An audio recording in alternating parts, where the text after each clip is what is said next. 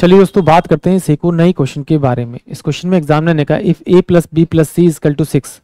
And A B plus का B C plus का C A is equal to 4, A cube plus में B cube plus में C cube minus का 3abc is equal to, इसको solve कीजिए और बताइए कि इसका राइट आंसर क्या है।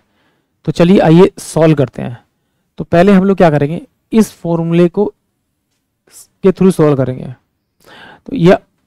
फिर मैं इसको लिख लेता हूं इस फॉर्मूले को इस फॉर्म में, a प्लस का b प्लस का c और ये हो जाएगा आपका a प्लस का आपका b प्लस का c का होल स्क्वायर माइनस का 3ab प्लस का आपका bc प्लस का आपका c है। तो यहां पर देखिए a plus b plus c की वैल्यू रखिए आपको 6, तो यहां पे रखेंगे 6 ब्रैकेट के अंदर, 6 का स्क्वायर करेंगे तो आपका 36 माइनस का 3 और इसकी वैल्यू आप यहाँ रखेंगे आपका 4, 6 और ये कितना हो जाएगा आपका 24। तो 144 इस क्वेश्चन का करेक्ट आंसर आएगा, यानी कि ऑप्शन डी इस क्वेश्चन के लिए करेक्ट होगा। यानी कि अगर आपको फॉर्मूले के बारे में नॉलेज है तो आप देखिए इस क्वेश्चन को कितनी आसानी से कर पा रहे हैं।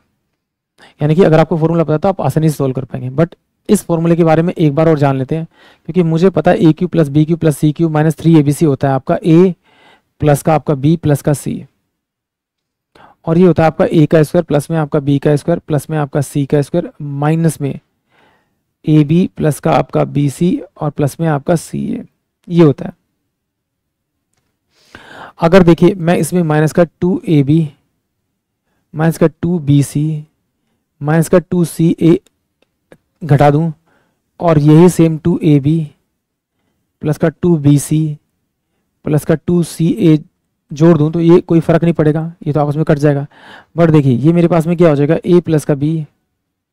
प्लस में c हो गया, ये a का स्क्वायर b का स्क्वायर प्लस c का स्क्वायर प्लस में 2ab 2bc 2ca, तो वैसे लिखता हूँ a plus b plus c का होल स्क्वायर और ये माइनस में, ये माइनस में, तो ये माइनस का 3 ब्रैकेट के अंदर ab प्लस का आपका bc प्लस का आपका ca,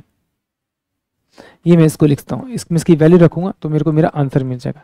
एक तरीका तो ये है कि आप इसे इस तरह से कर लीजिए, नहीं तो फिर सिंपल सा एक तरीका एक और है। वो तरीका क्या कहता है कि इसमें से आप, क्योंकि इसमें अगर मैं कोई वैल्यू रख रहा हूँ, जैसे यहाँ पर रखा मैंने 4, ये मैंने 2 रखा 6 और ये मैंने रखा 0,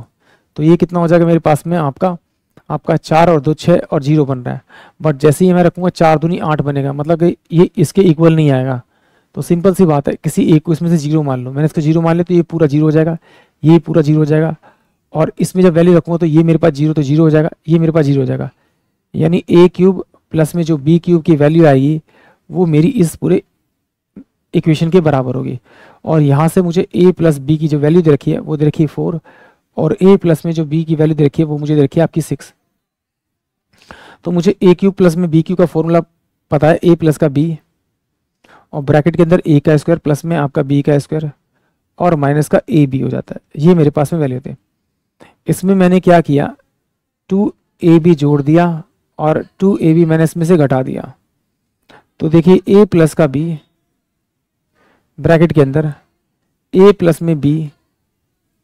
का होल स्क्वायर माइनस का 3ab, ये इसकी वैल्यू हो जाएगी, a का स्क्वायर b का स्क्वायर प्लस में 2ab, तो क्या होगा a प्लस b का होल स्क्वायर, ये माइनस का 2ab है और ये माइनस का ab है, तो ये माइनस का 3ab हो जाएगा। तो कुछ नहीं है, वैल्यू दे इसकी जगह आप 6 रखेंगे,